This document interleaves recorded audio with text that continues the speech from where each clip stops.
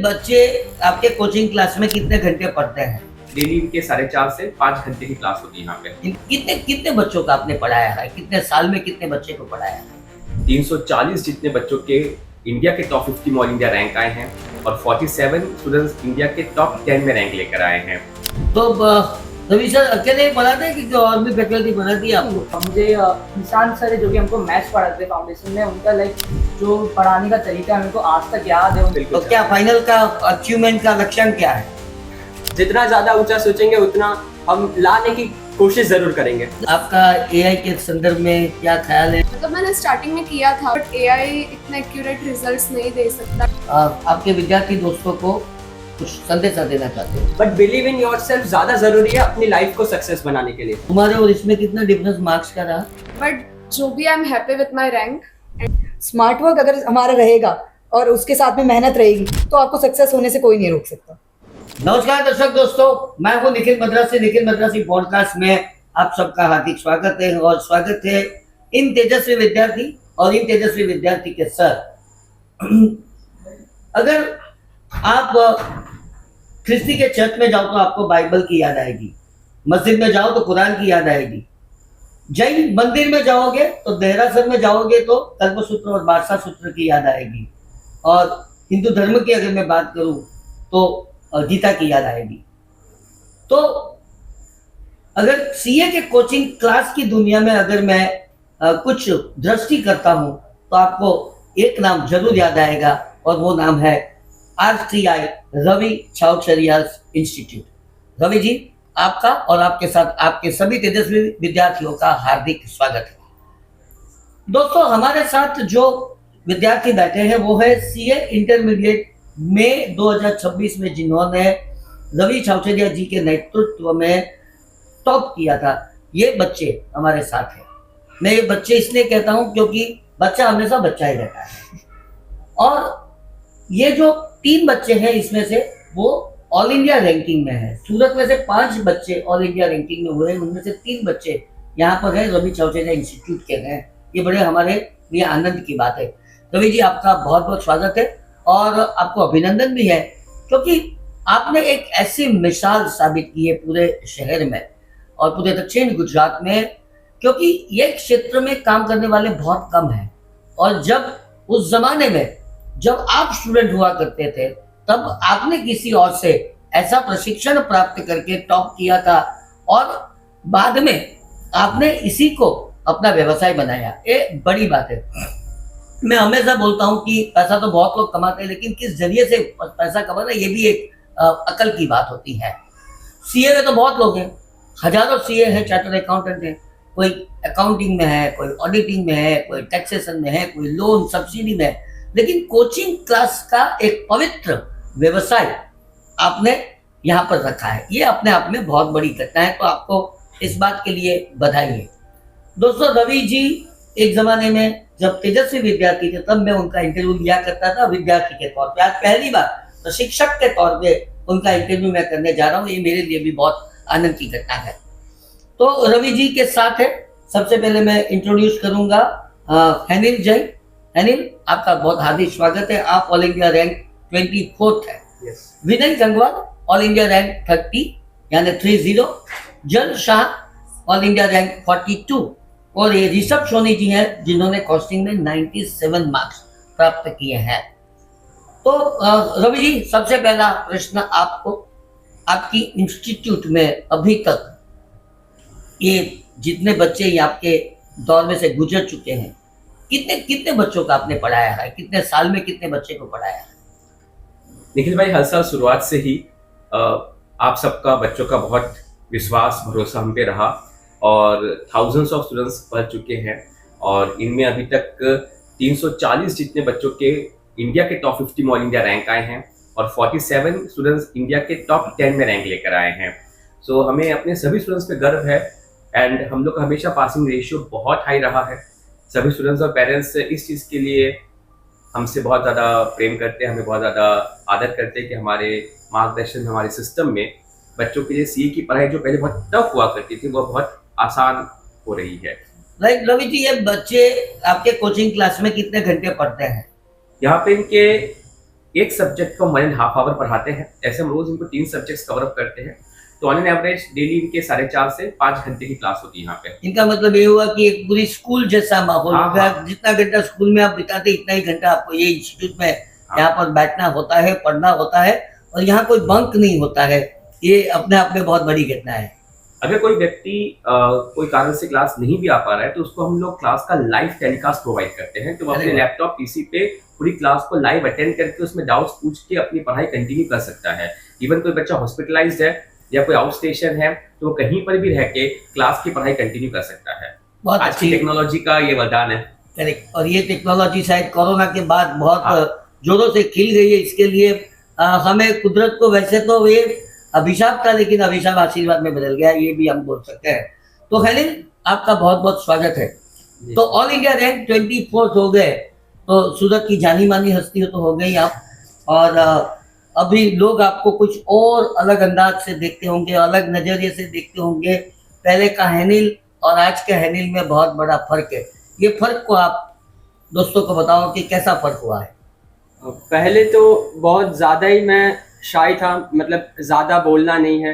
But जैसे मेरा एक अच्छा मार्क्स आया, फाउंडेशन में भी अच्छे आए, तो मैं कॉन्फिडेंट हो गया कि हाँ इंटर में भी आ सकते हैं। और इंटर में भी आया अच्छे मार्क्स, तो आई नो कि अब खुद के पास एक पर्सनालिटी है कि अब कहीं जाएंगे तो दूसरी जगह से नहीं, हमें मार्क्स के लिए जाना जाएगा। तो Very एक पॉजिटिव एटीट्यूड भी बिल्डअप हुआ। तो फाउंडेशन में आपने कितना रैंक में थे या कितना मार्क्स हुआ था आपका? 335 मार्क्स थे आउट ऑफ 400। फाउंडेशन में सूरत फर्स्ट था मेरा। अरे वाह, बहुत बढ़िया। उसके पहले आपने स्टैंडर्ड 12 कहाँ पर से की थी? स्टैंडर्ड 12th मैंने स्कूल में से द रेडियंट इंटरनेशनल स्कूल, और वहां से मैंने 11th 12th रवि सर के साथ कोचिंग स्टार्ट कर दी थी ऑफ फ्री फाउंडेशन। जी। तो उसी के साथ एक बिल्डअप हुआ हमारा फाउंडेशन के रिलेटेड, और जैसे फंडामेंटल्स करेक्ट थे हम लोग के, हमने इंटर भी यहाँ से स्टार्ट किया, और इंटर में भी आप देख सकते हैं अच्छी। बहुत बढ़िया। तो अभी फाइनल की तैयारी तो शुरू हो गई होगी। जी तो बिल्कुल। क्या फाइनल का अचीवमेंट का लक्ष्य क्या है? सोचा तो यही है कि AIR-1 ही ट्राई करेंगे, क्योंकि जितना ज्यादा ऊंचा सोचेंगे उतना हम लाने की कोशिश जरूर करेंगे। दर्शक दोस्तों, ये बहुत अच्छी बात बता दी। जितना अच्छा सोचोगे, जितना ऊंचा सोचोगे, इतना जीवन में आप प्राप्त कर पाओगे। आपके विचार के लिए हनील आपको बहुत बहुत धन्यवाद। Vinay Gangwar, all India rank 30। Yes sir. तो थोड़ी आपकी जर्नी भी सुना दीजिए। जैसे कि हैनिल ने बताया, हमने 11th 12th से सी फाउंडेशन की प्रिपरेशन स्टार्ट कर दी थी, जिसकी वजह से हमारा जो बेस है बहुत ही स्ट्रॉन्ग बिल्ड हुआ है। और उसी की वजह से मेरा सूरत में 3rd रैंक आया था 328 मार्क्स के साथ। एंड देन इवन इंटर और फाउंडेशन दोनों मैंने पूरी ऑनलाइन ही मतलब जर्नी ली है मेरी। एंड बहुत बार तो ऐसा हुआ है ना, मेरे बेड पे लेटे लेटे लाइक लेक्चर देखे ऑनलाइन की वजह से। एंड बहुत ज़्यादा हेल्पफुल रहा है, क्योंकि मेरा घर यहाँ से लाइक 10 किलोमीटर 11 किलोमीटर दूर है, तो आने में बहुत ज़्यादा प्रॉब्लम्स होती थी। ऑनलाइन ने बहुत ज़्यादा मेरी हेल्प की है मेरा ऑल इंडिया रैंक लाने के लिए। And thanks to Ravi sir for providing this excellent online lectures. तो रवि सर अकेले ही पढ़ाते हैं कि जो और भी फैकल्टी पढ़ाती है आपको? पढ़ाते तो सारे फैकल्टीज हैं, बहुत सारे। जैसे कि मुझे निशांत सर है जो कि हमको मैथ्स पढ़ाते हैं फाउंडेशन में। उनका लाइक जो पढ़ाने का तरीका है मेरे को आज तक याद है। उनकी जो बोलने का तरीका है, पढ़ाने का, लाइक आज तक मेरे को मैथ्स से बचपन में बहुत डर लगता था, बट जब से उन्होंने वो फाउंडेशन मैथ्स पढ़ाया उसके बाद से तो मैथ्स मेरे को बहुत बहुत ईजी लगने लग गया। Very good. तो आपके इंटरेस्ट के विषय में और बात कीजिए। आपको मैथ्स के अलावा कौन से और विषय पसंद है? जैसे कि एडवांस अकाउंटिंग था मेरा, जिसमें मेरे 93 मार्क्स आए अभी। उसमें सबको लोगों को ये प्रॉब्लम्स आती है, लाइक लोग हैंडल कैसे करें बड़े बड़े चैप्टर, लाइक CFS हुआ, अमलगमेशन हुआ, बहुत ज़्यादा टाइम लेता है। तो मैं तो यही बोलना चाहूँगा, उसमें हर क्वेश्चन को बार बार सॉल्व करने से अच्छा उसमें जो भी इंपॉर्टेंट एडजस्टमेंट है उसको हाईलाइट कर दो, जिससे तुम्हें जो लास्ट डे रिवीजन होगा उसमें तुमको सारे क्वेश्चन से गो थ्रू नहीं करना पड़ेगा। जो इंपॉर्टेंट चीज़ है वही तुम लोग देख लो, तुम्हारा जो लास्ट डे रिवीजन बहुत जल्दी होगा, तुमको और चीज़ें करने के लिए मतलब हेल्प मिलेगी उससे। राइट अनिल, आपका पढ़ने का तरीका क्या था? यही जैसे विनय ने बताया कि आप लास्ट डे के लिए सब कुछ नहीं रख सकते, आपको पहले से ही हाईलाइट करके रखना पड़ेगा, समरीज बनानी पड़ेगी, चार्ट बनाने पड़ेंगे छोटे मोटे, जिससे आपको सिनॉप्सिस बनाना है। और रवि सर ने टैक्सेशन में बढ़िया सा सिनॉप्सिस हमें बुक दी थी कि हम लिख के प्रिपेयर कर सकते हैं उसे एक दिन पहले। तो एक दिन में आप जितना कट शॉर्ट कर सकते हो आपके पूरे सिलेबस को, क्योंकि सिलेबस पूरा सागर जैसा बहुत बड़ा है, तो आपको लिमिटेड टाइम में आपको अच्छे से पढ़ना है, तो उसके लिए आपको समरीज एंड चार्ट बनाना पड़ेगा। रवि जी, मैं आपको ये प्रश्न पूछूंगा कि ये जो पूरा करिकुलम है, उनमें ये उन्होंने जो बताया कि ऐसे ऐसे टूल्स का आप उपयोग करते हैं, क्या तरीका होता है? चीज़ों को सिंपल करना ही सबसे मेन काम है।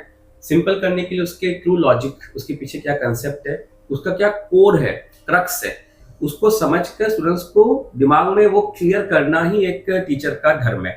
सो हमने उसी चीज़ पे काम किया कि स्टूडेंट्स को जो भी कॉन्सेप्ट है वो प्रैक्टिकली उसका क्या मतलब होता है वो समझना, और उसको कैसे इफेक्टिवली आप अप्लाई करेंगे एग्जाम में, उसके लिए उनके प्रॉपर नोट्स बनाना और उसकी प्रैक्टिस करवाना। तो बस सिंपल सा ही रास्ता है, फॉलो करें, हो जाएगा। Very good. लेकिन ये सब कंसेप्ट आपने जो मेरे को बताए, हाँ। वो कंसेप्ट आप कैसे सोचते हैं, किससे रिसर्च कैसे उसका करते हैं, ये या थोड़ा आर्टिफिशियल इंटेलिजेंस का उपयोग करते हैं? नहीं, ये सब चीजें तो जब मैंने शुरुआत से, जब से पढ़ाना स्टार्ट हुआ तब से हर एक कंसेप्ट के ऊपर विचार किया हुआ है। और स्कूल टाइम से मैं हमेशा जो भी पढ़ाई करता था, आप जानते होंगे मैं स्कूल में भी हमेशा अपने क्लास में हमेशा फर्स्ट रैंक लाया हूँ, और बहुत सारे अपने जूनियर्स को गाइड करता था उनके टॉपिक्स के ऊपर, कॉन्सेप्ट्स के ऊपर। तो चीज़ों पे अगर हम विचार करते हैं कि चीज़ क्यों है, कैसे है, उनको दूसरी चीज़ों से लिंक करते हैं और एक फ्लो बनाते हैं, तो मैं मानता हूँ कोई भी स्टूडेंट अपने जो सिलेबस है उसके सही पर्पस को समझ के उसको अच्छी तरह से मजबूत कर सकता है। जैसे आज इनकम टैक्स में जिस तरह से हमारे बच्चे इनकम टैक्स को समझते हैं, फाइनेंस को समझते हैं, और बाकी सब सब्जेक्ट्स भी जो मेरी टीम मेंबर साथ में पढ़ाते हैं, तो उसका बेस उनका बहुत स्ट्रांग बनता है। 11-12 से लेके फाइनल तक हम हमेशा कहते हैं फंडामेंटल्स नेवर चेंज, तो फंडामेंटल्स को हम बहुत स्ट्रांग बनाते हैं। दर्शक दोस्तों, हम बात कर रहे हैं RCI यानी कि रवि चाउचरिया इंस्टीट्यूट के CA इंटरमीडिएट मई 2024 के टॉपर्स के साथ। बहुत अच्छी बात आप बता रहे हैं, आप लोग फ्लुएंट भी बहुत है, लैंग्वेज में आपका कमांड भी जबरदस्त है। इसलिए जब भी मैं ऐसे कमांडिंग लैंग्वेज में बात करता हूँ ना किसी को, तो मुझे भी बहुत मजा आता है, आनंद होता है, क्योंकि हर क्षेत्र में अगर सफलता पाना है तो communication skill is the most important skill in the life, ऐसा मैं मानता हूँ। अगर मैं मेरी बात इन शॉर्ट ज्यादा से ज्यादा समझा सकूं सामने वाले को, इतनी अच्छी बात और कोई हो ही नहीं सकती है जीवन में। तो आपकी स्कूल, मैं हेलिंग को पूछ रहा हूँ, स्कूलिंग कहाँ से किया था? द रेडियंट इंटरनेशनल स्कूल से। जी। और वहां पर कितने मार्क्स आए थे, 10th में या 12th में? 10th में 93.6% थे और 12th में 96% थे। ओ, यानी ये परसेंटाइल नहीं है, उसमें माने परसेंटेज था। हाँ, CBSE थी, इसलिए हमें परसेंटेज के फॉर्म में हमें निकालने यानी पहले से तुम तेजस्वी विद्यार्थी हो। What is your background? पापा क्या करते हैं? बिजनेसमैन, रिटेल शॉप है। रिटेल शॉप कहाँ पर है? जहांगीरपुरा साइड। जहांगीरपुरा साइड। मित्रों, ये बहुत इंपॉर्टेंट है, जहांगीरपुरा साइड की रिटेल शॉप में एक पिताजी अपना कर्तव्य करते हैं और उनका बेटा आज CA में इतने आगे बढ़ रहा है, अपने आप में बहुत बड़ी घटना है। आपके माँ बाप को भी मैं बहुत बहुत धन्यवाद देना चाहता हूँ, बधाई देना चाहता हूँ। आपका क्या बैकग्राउंड है मिस्टर विनय? मैंने मॉडर्न इंग्लिश स्कूल से 11th-12th की है। कहाँ पर? ये उजना? नहीं, मॉडल टाउन। मॉडर्न टाउन मतलब पर्वत पाटिया? हाँ दुम्बा? हाँ। Very good. एंड मेरे 10th में 79% थे एंड 12th में 93%। ऐसा जंप कैसा हो गया 79 से 93? जब 10th में इतनी ज्यादा टक्कर खाई कि 79%, तो अपने आप अकल आ गई, थोड़ा पढ़ लेता हूँ। Very good. आपका पिताजी वगैरह क्या करते हैं? मेरे पापा का भी बिजनेस है टेक्सटाइल में, होलसेल। अच्छा, तो टेक्सटाइल का, होलसेल का बिजनेस का, व्यापारी का बच्चा अगर इतना तेजस्वी हो तो मेरे ख्याल से उनका भविष्य बहुत ही सुदृढ़ होगा, मजबूत होगा। तो आप दोनों से बात करने का बहुत मजा है। हम आगे बात करते हैं जल शाह। All India ranking 42। एक लड़की जब टॉप करती है ऑल इंडिया रैंकिंग, मेरे ख्याल से ये हमारे स्त्री सशक्तिकरण के जमाने में बहुत बड़ी बात है। विमेन एम्पावरमेंट की बातें हो रही हैं, लेकिन आज एक सच्चा उदाहरण मेरे सामने उपस्थित है। तो जब हम शुरू करेंगे आपकी स्कूलिंग से। ओके सर, मैंने अपनी स्कूलिंग CC शाह स्कूल से की थी। 11th-12th वहाँ से किया था and till 10th I was in Vanita विश्राम Wow. स्कूल। एंड मेरे 10th में 83% थे and in 12th I score 92%। 83 से 92। पहले वनिता विश्राम से CC शाह से इतनी बड़ी छलांग मारकर CA के तौर में आगे बढ़ना जल्द। तो आपकी मेहनत कितने घंटे की रही थी? कितना, मतलब आप पूरा दिन पढ़ी रही थी, कुछ और भी करती थी? एक्चुअली मैं average 8 to 10 hours per day, last में 3 8 to 10 आवर्स पढ़ रही थी पर डे। पढ़ी। और यहाँ पर कितने घंटे बिताए? यहाँ पे उसमें से उसी में से 6 आवर्स यहाँ पे थी, 6 to 4 7 घंटा आवर्स पढ़ यहाँ रहे पे हैं। क्लासेस होते थे, एंड फिर घर पे जाके I try to extend to 6 hours, but उससे ज़्यादा हो नहीं पाता था। जब 3 से 4 लेक्चर्स होते पर डे तो उससे ज़्यादा नहीं पढ़ पाती थी, बट उसके बाद 8 to 10 आवर्स मैंने एक्सटेंड किया था। बराबर है, यानी कि उस वक्त no film, no No, gossips, no mobile usages, ये बराबर है। हाँ सर, मोबाइल का भी ऐसा ही था। मोबाइल का भी सिर्फ काम के लिए, अगर कोई कॉन्सेप्ट क्लियर करना हो या फिर कोई फ्रेंड का डाउट हो तो ही फ़ोन यूज़ करती थी, वरना सोशल मीडिया कम्प्लीटली बंद था। अच्छा, ये जो तो आपका करिकुलम है उसमें कुछ पढ़ाई आप करना चाहती हो तो मोबाइल यूजफुल होता था? नो सर, मैं एक्चुअली एआई तो यूज़ नहीं करती थी इतना, बिकॉज एआई से हर बार आपको एक्यूरेट आंसर्स नहीं मिल सकते। तो कोई फ्रेंड से बात कर लिया, फिर अगर फ्रेंड से भी वो डाउट क्लियर नहीं हो रहा है तो फिर फैकल्टी के साथ डायरेक्टली बात करके वो क्लियर करती थी। एंड हर एक टाइम रवि सर एंड बाकी सारे जो सर मैम है वो हमेशा अवेलेबल ही रहते थे। हर एक डाउट, उनको कोई भी टाइम जाके कोई भी डाउट पूछो तो वो हर एक डाउट सॉल्व करते थे। यहाँ की बात कीजिए। हाँ, यहाँ। यहाँ की बात कर रहे हैं आप, तो जो पढ़ाई का उपक्रम रहता था, हाँ 1.5 घंटा सुन सकता है कोई आदमी? हाँ सर, मतलब होता है कभी कभी कि बहुत एग्जॉस्ट हो गए हैं तो सर बीच में ब्रेक भी होता है, तो ब्रेक में आप थोड़ा सा फ्रेश हो जाते हो एंड फिर सुन सकते, मतलब अच्छा, सुन लेते हैं। सफलता पाने के लिए मित्र वर्तुल का क्या सक्सेस रेशियो सर था? हाँ, फ्रेंड ग्रुप आपका अच्छा होना चाहिए। लाइक सभी लोग, ऐसा कोई नहीं कि टाइम पास में ही है, बस पढ़ने के लिए आ रहे इधर बट पढ़ नहीं रहे, ऐसा कोई भी नहीं था हमारे ग्रुप में। मतलब हमारा ग्रुप पूरा ही अच्छा था एंड हमारा पूरा ग्रुप फर्स्ट अटेम्प्ट में निकल गया पूरा इंटरमीडिएट। तो फ्रेंड्स ग्रुप भी एक बहुत इंपॉर्टेंट रोल प्ले करता है। जब आपको कभी कभी ऐसा होता है कि आपको पढ़ने का मन नहीं करता है बट आपका फ्रेंड पढ़ रहा है तो उसको देख के हमें लगता है नहीं हमें भी पढ़ना चाहिए क्योंकि मेरा फ्रेंड भी पढ़ रहा है। तो ये भी एक बहुत इंपॉर्टेंट रोल प्ले किया था। राइट। आपका बैकग्राउंड क्या है? पापा जी क्या कर रहे हैं? मेरे पापा जॉब करते हैं मेडिकल में। मेडिकल में? Yes. यानी हॉस्पिटल में या नहीं, मेडिकल शॉप। मेडिकल शॉप में जॉब करते हैं? मेडिकल शॉप में जॉब करने वाले पिता की लड़की ऑल इंडिया रैंकिंग में आए, amazing, congratulation and wish you all the best. तो बताओ आगे की राह अपनी क्या है? सर आगे तो अभी फाइनल में ही रैंक बहुत AIR 1 तक का ही सोच रखा है एंड आई बिलीव कि अगर आप यहाँ तक का सोचते हो तो यहाँ तक तो आप पहुँच ही जाओगे बराबर। एंड यहाँ तक भी आप पहुँच सकते हो अगर बहुत एकदम डेडिकेटेडली मेहनत की तो। एंड सर उसके बाद और भी कोर्सेज करना है, बस रुकना नहीं है। स्टडी कभी रुकनी नहीं चाहिए आपको। नई नई चीज़ें, मुझे आई एम वेरी क्यूरियस, नई नई चीज़ें तो सीखनी है मुझे, सिर्फ कहीं रुक नहीं जाना है सर। राइट। जैन हो? Yes sir. वेरी गुड, क्योंकि शाह सरनेम पढ़ी तो हाँ। मैंने सोचा कि शायद आप जैन हो। Yes, sir, Jain. CC Shah, वो तो जैन नहीं थे लेकिन फिर भी सीसी शाह और आप जल्द शाह, मैं निखिल मद्रासी, मैं भी जैन हूँ, तो जैन को मिलकर बहुत आनंद होता है। थोड़ा सीसी शाह के बारे में बताओ। स्कूल में ऐसा एटमोसफियर मिलता है ताकि आप आगे की राह पसंद कर सको? हाँ सर, स्कूल में भी बहुत सपोर्टिव थे एंड स्कूल में भी मैं, जैसे मैंने बोल रखा था पहले से कि मैंने 11th-12th से फाउंडेशन ज्वाइन किया है, तो कभी कभी वो लोग भी ऐसे चला लेते तो मेरी अटेंडेंस वगैरह में तो ऐसे चला हेल्प लेते। करते थे। हाँ सर। वेरी गुड, बहुत अच्छी बात की जन, आपका बहुत बहुत शुक्रिया और आपको भी ऑल द बेस्ट। मेरे साथ है Rishabh Soni, 97 marks in costing, my god it is amazing. भाई ये कैसे कर पाए? सर बेसिकली खुद की मेहनत थी, टीचर्स की सपोर्ट था, पेरेंट्स का सपोर्ट था, फ्रेंड्स का सपोर्ट था, उसके कारण ही मतलब ये सिद्धि हासिल हुई। यार सपोर्ट सबका था तो आपका कुछ नहीं था? नहीं, मेरी खुद की, मैंने सबसे पहले वही बोला कि मेरी खुद की पर्सनल मेहनत थी, टीचर्स की गाइडेंस थी, पेरेंट्स की गाइडेंस थी, फ्रेंड्स का सपोर्ट था, ये सब नहीं मतलब यूँ इससे कारण ही यूँ कर पाया। अच्छा, ये जो कॉस्टिंग में आपने हाँ। 97 टॉप किया, तो यस सर। कॉस्टिंग में आगे क्या फ्यूचर दिखता है आपको? कॉस्टिंग में आगे मतलब एग्जैक्टली तो ये कोई फील्ड नहीं है बट इसके रिलेटेड फील्ड्स में मतलब मुझे और हेल्प मिलेगी।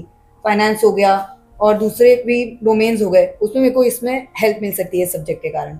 राइट। कितना घंटा आप पढ़ते तो? मैं मतलब जैसे क्लास के टाइम में 2 to 3 आवर्स, जब मतलब फुल ऑन क्लास रहती थी 6 आवर्स की, तब घर पे 2 to 3 आवर्स, और जब क्लासेस मतलब हमको स्टडी पीरियड दिया गया था, मतलब 4 मंथ्स का हमको स्टडी पीरियड मिला था, तो उस time daily 8 to 9 hours, 9 hours 10 hours ऐसे। यार इतनी छोटी उम्र में इतना ज्यादा अपने आप को बोझ डाल देना, ये तो पता नहीं, या तो भगवान की आपकी कोई कृपा है या तो अपनी आपकी मेहनत है। आपका बैकग्राउंड क्या है? सर मेरे पास नहीं, कहाँ पर मतलब हाँ। पढ़े थे? मैं अरिहंत एकेडमी त्रिकम नगर में है, उधर स्कूल से पढ़ा था 10th 11th 12th पूरा, और उसके बाद में 10th में मेरे आए थे 88%, और 12th में मेरे आए थे 88.14%। फिर बाद में सीधा यहाँ ज्वाइन कर लिया। हाँ, मैंने 12th से ही मैंने सर के साथ कोचिंग ज्वाइन कर ली थी फाउंडेशन की, तो फिर उसके बाद में 12th के बाद हम साथ में ही थे, मतलब सारे फ्रेंड्स। भाई आपने कभी तो कॉलेज तो की नहीं है, तो जो कॉलेज की मजा है वो तो आपको नहीं ले पाए हो आप, कोई बात नहीं, लेकिन आप ऐसी मजा जिंदगी में पाओगे कि जो कॉलेज वाले ने भी नहीं पाया हो, ऐसा भी हो सकता है। देखो स्कूल का एक महत्व होता है। मैं जब छोटा था ना, तो 10 जून उस जमाने में रेनी सीजन की सीजन थी, डेट थी, और करीबन 8 जून 10 जून 12 जून का हमारा सत्र का शुरू होने का टाइम था। तो जब पहला बारिश आता था, उसकी पहली माटी की सुगंध जब हमारे नाक में घुसती थी, तभी जीवन जीने का कुछ महत्व रहता था। ये तो मैं अभी भी भूल नहीं पा रहा हूँ। हमारा तो कॉलेज में भी ऐसा था। कॉलेज हम जाते थे, इंटरेस्ट से जाते थे, ऐसा नहीं कि हम पढ़ाई नहीं करते थे। हम बहुत ज़्यादा नाटक, संगीत, साहित्य, धर्म, राजकारण की एक्टिविटीज, लीडरशिप, ये सब भी बहुत किया करते हैं। अब आपको लगेगा कि यार आप हमें सुनने आए हो कि आप मैं हमारी बात कर रहा हूँ। बात इसलिए कर रहा हूँ कि आप लोगों के जीवन में शायद study is the most important part. आपको एक्स्ट्रा करिकुलर एक्टिविटी करने का टाइम ही नहीं मिल रहा है, क्योंकि आप करियर ओरिएंटेड हो। तो एक्स्ट्रा करिकुलर अगर एक्टिविटी में आपको इंटरेस्ट हो, तो आप कौन सी एक्टिविटी करना पसंद करोगे? मैं क्रिकेट ज़्यादा खेलता हूँ, फुटबॉल भी। हम क्योंकि मेरे घर में फुटबॉल है, तो मैं जगलिंग बहुत ज़्यादा करता रहता हूँ। कभी भी फ्री टाइम मिलता है, मैं फुटबॉल के साथ जगल करना चालू कर देता हूँ। तो एक मेंटली आप थके हुए होते हो स्टडीज से, तो कहीं एक दूसरी तरीके से आपको हेल्प मिल जाती है।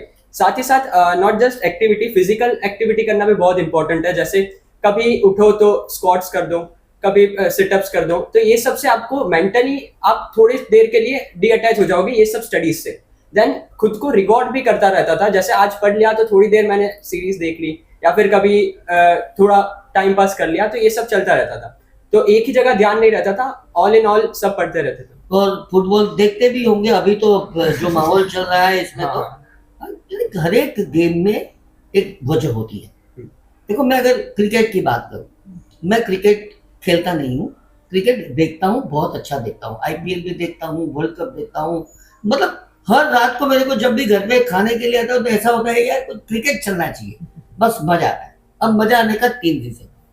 एक तो हर एक बॉलर ऐसा मानता है कि सामने वाले की डंडी कैसे उड़े। अब जीवन में उसे क्या लेना देना? जीवन में ये लेना देना है कि हमें हमेशा बॉलर से सतर्क रहना चाहिए, क्योंकि हमारी डंडी उड़ाने वाले दुनिया में बहुत सारे लोग हैं। तो हमें हमेशा सतर्क रहना चाहिए, ऐसा बॉलर हमें सिखाता है। एक बैट्समैन होता है, बैट्समैन हमेशा बाउंड्री लाइन और छक्के के सोचता है।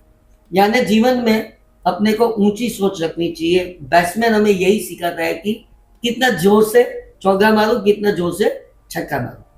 तीसरा होता है फील्डर, उनका काम है झपट लेना, कहीं से भी कैच पकड़ना, या तो रन नहीं जाए इतनी कोशिश करना। हमारे जीवन में भी यही होता है कि बहुत सारे फील्डर्स हमारे इर्द गिर्द होते हैं, वो हमें रोकने का काम करते हैं। हमें उसको आगे कैसे बढ़ाना है, ये हमें हमेशा सोचना चाहिए, और कहीं कैच ना हो जाए, ये भी इतना ही जरूरी है। और इसीलिए मैं जो बोल रहा हूँ कि भाई आपने फुटबॉल का बताया, आप खुद खेल लेते हो, खुद देख लेते हो, तो देखने के लिए और खेलने के लिए एक पर्पस होना चाहिए। वो पर्पस से अगर आप जीवन में आगे बढ़ोगे तो आपको बहुत ही अच्छा परिणाम प्राप्त होगा। आपका क्या विषय है? हाँ, जैसे कि मेरे को कैलिस्थेनिक्स बहुत पसंद है। तो क्या? कैलिस्थेनिक्स क्या होता है? ये बॉडी वेट पे एक्सरसाइज करना। करो करो करो, आप बताओ। तो मैं हर दिन लाइक 1 घंटा 2 घंटे जिम जाता ही, लाइक उससे माइंड बहुत ज़्यादा फ्रेश हो जाता है, और ये सबको जानना चाहिए। ये सिर्फ ऐसे नहीं कि जिम जाना कौन ऐसे टाइम नहीं मिलता, टाइम सबके पास होता है, निकालना चाहिए। Time management very good, very important point is mention, that is time management. हर एक आदमी के पास 24 घंटा ही होता है। 24 घंटे में 36 घंटे का काम किस तरह से किया जाए, ये बंदा जो सीखेगा he is a good time manager. Very good, आपने बहुत अच्छी बात बताई, आगे बढ़िए। टाइम मैनेजमेंट सबको सीखना चाहिए। जैसे कि अब ऐसा टाइम नहीं मिलता, बट मैं तो अपने दोस्त हर दिन 1 घंटे तो रात को मिलता ही था। ऐसे फिर बहुत ज़्यादा पढ़ाई करने से लाइक एक दिन के एक टाइम के बाद ऐसे मन बढ़ जाता है कि यार अब पढ़ाई नहीं करनी, अब हो गया यार। तो दोस्तों से मिलना चाहिए, लाइक ऐसे माइंड बहुत ज़्यादा फ्रेश होता है। And that's it. Very good, बहुत बढ़िया बात बताई। जब आपकी क्या राय है एक्स्ट्रा करिकुलर एक्टिविटी के बारे में, आपके शौक के बारे में? हाँ भाई सर, मैं रेगुलरली जैसे मैं योगा करती थी रेगुलरली, रोज सुबह मैं हाफ एन आवर 1 आवर जितना योगा तो डेली करती थी। अभी भी करती हूँ? हाँ। हम्म। एंड मैं जैसे मुझे डांसिंग में ज़्यादा इंटरेस्ट है, तो मैं कभी कभी जैसे बहुत ज़्यादा बोर हो गई, बहुत ज़्यादा एग्जॉस्ट हो गई, तो मैं कभी कभी वो भी कर लेती थी। एंड क्योंकि pressure is a privilege, but आपको कभी कभी अपने माइंड को ना एकदम थोड़ा सा चिल भी रखना पड़ता है।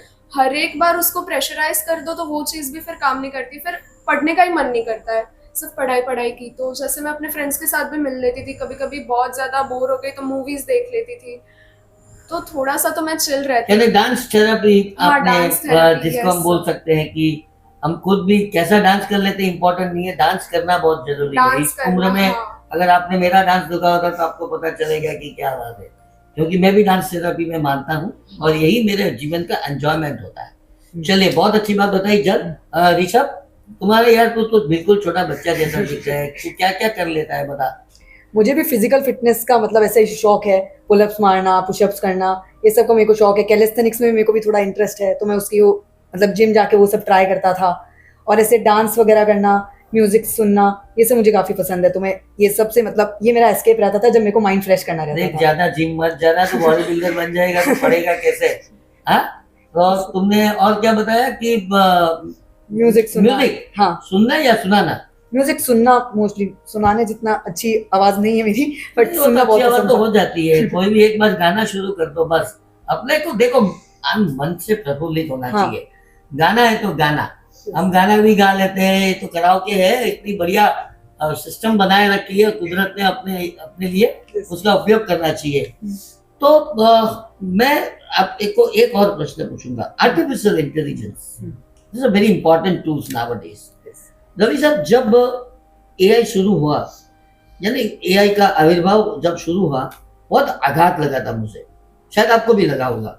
आघात इसलिए लगा होगा कि हमारी जो मौलिकता, वो मौलिकता खत्म होने वाली थी, वो मैं ऐसा मानता हूं। तो एक बार मैंने चैट जीपीटी का उपयोग किया, बहुत ही अच्छा रिजल्ट आया। मैं रोया, इसलिए रोया कि मैंने बोला यार, तो फिर अभी मेरी सृजनात्मक शक्ति का क्या होगा? जब वो जवाब सब कुछ ही दे रहा है, तो फिर मेरे को मेरी कहां पर जरूरत रहेगी? तो उस दिन मैं बहुत डिस्टर्ब था, लेकिन बाद में मैंने सोचा कि देखो, अगर मैं नहीं भी उसका स्वीकार करूंगा तो लोग और स्वीकार कर लेंगे, मैं पीछे रह जाऊंगा। तो फिर मैं क्यों उसका आविर्भाव का स्वीकार न करूं?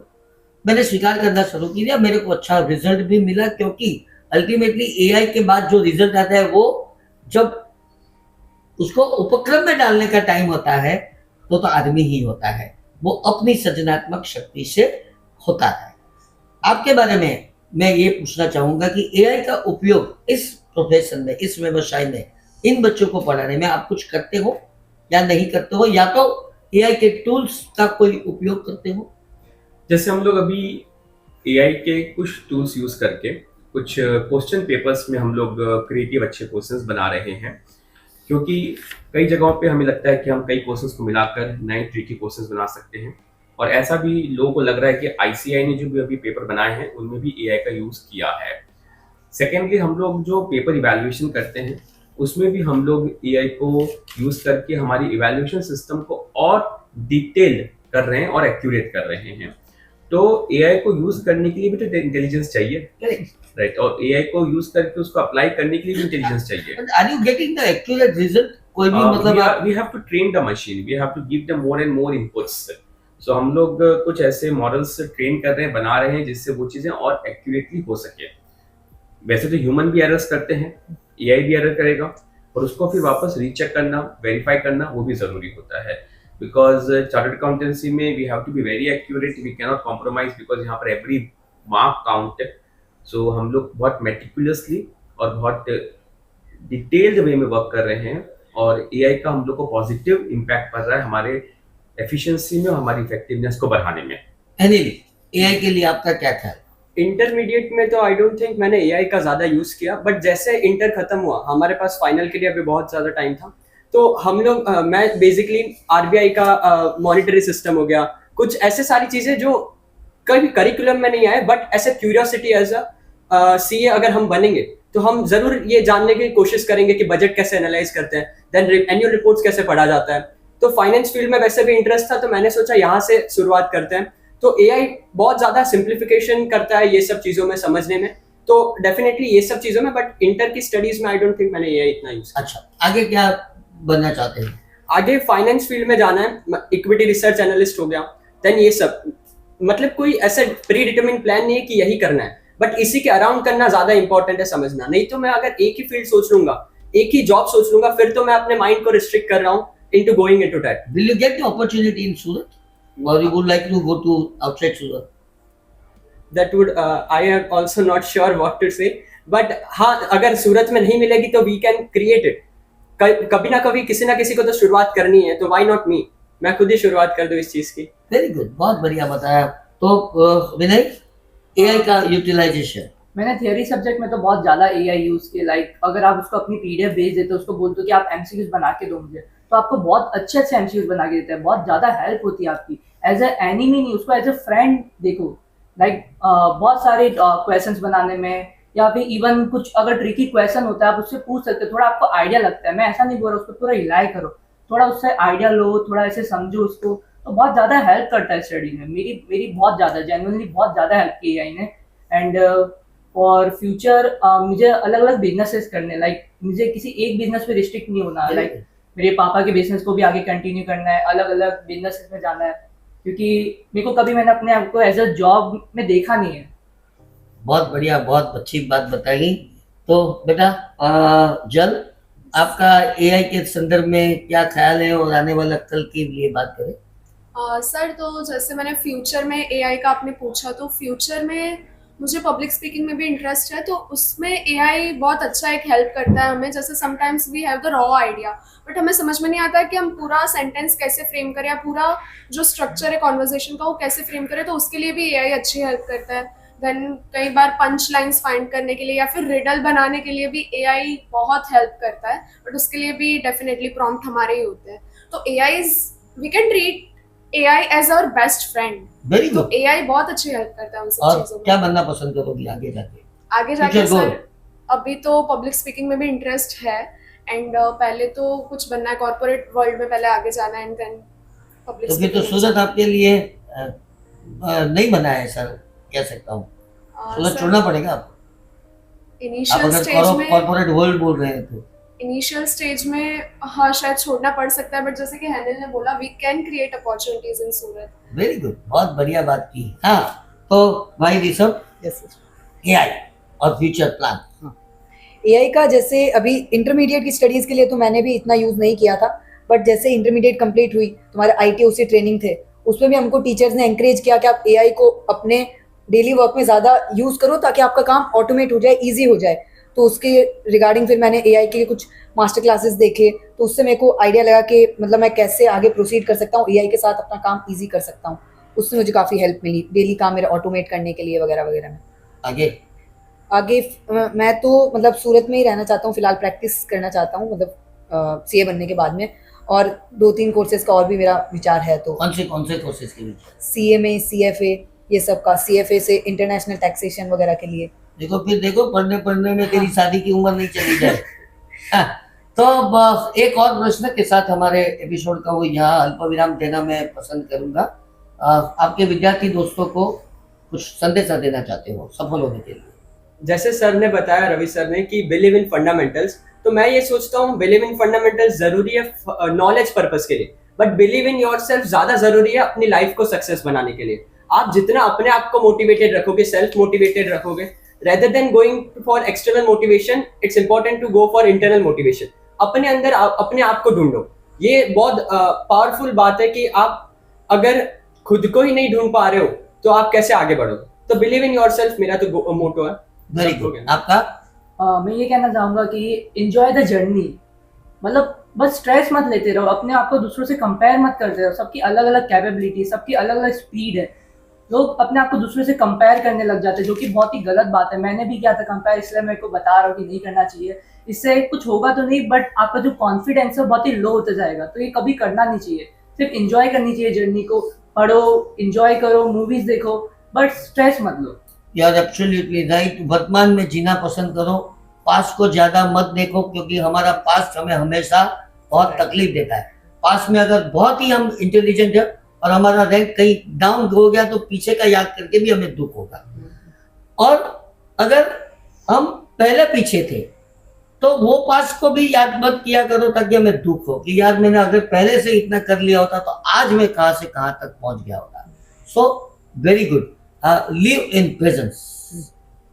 सर जैसे मैं स्टूडेंट्स को तो यही एडवाइस देना चाहूँगी कि सब कुछ आपका कवर नहीं हो सकता है। जैसे मैं आरटीपी कर लूँ, ये कर लूँ, बुक के सारे सम्स कर लूँ, सब कुछ may not be possible, but आप जितना भी कर रहे हो अच्छे से करो, अपने कॉन्सेप्ट्स एकदम क्लियर रखो एंड बिलीव इन योरसेल्फ। रोज अपने आप को बोलो कि मेरा ऑल इंडिया रैंक है, मेरा ऑल इंडिया रैंक 1 ही बोलो ना, मेरा ऑल इंडिया रैंक 1 है, मैं आई एम सो पावरफुल, मुझे सब कुछ मिल सकता है, मुझे आपको जो भी चाहिए रोज अपने आप को बोलो एंड बिलीव इन योरसेल्फ। मेहनत करो, खुश रहो, चिल रहो एंड ओवर प्रेशराइज मत करो माइंड। तो first number of this intermediate जो भी कोई हो या थे, तुम्हारे और इसमें कितना डिफरेंस मार्क्स का रहा?